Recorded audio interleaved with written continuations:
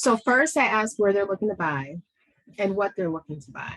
And, there may be a realtor that doesn't do specific areas or whatever it is. You find out where they're looking to buy.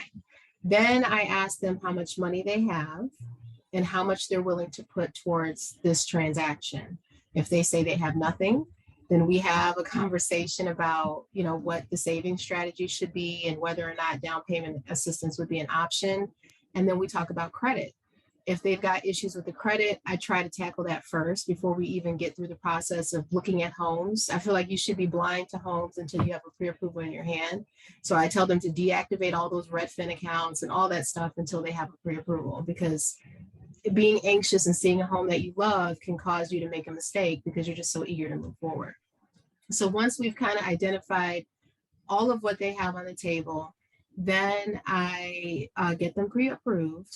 And then I connect them with a realtor to see, if they can help them find the home that they're looking for. We need to identify if it's a multi-unit or they just want to buy a single family. If they say they want to do a multi-unit, then we start looking at area.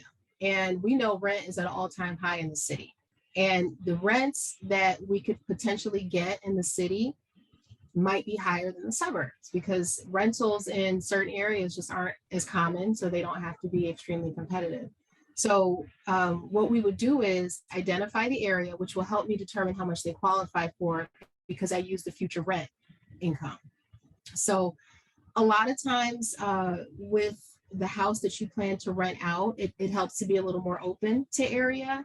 You can't really box it in because if you do, it may limit the amount that you're qualified for based on the lower rents in those areas. I think right now, because there's been a thinning of the buyers due to the higher rates, folks that qualified a month or so ago, they don't now because the rates have gone up. What I encourage people to do is keep their credit as high as possible. So definitely keeping it in the 7s or better so that you could possibly entertain a conventional mortgage opposed to FHA.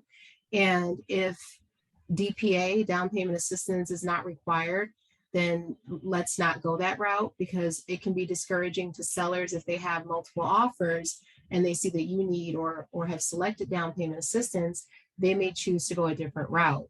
So in order to strengthen yourself, in the beginning, knowing where rates are, you need to get with a seasoned lender who will give you a pre-approval with some amount of, wiggle room or some cushion in the event that rates change and we have to come back and modify your approval again just for that reason.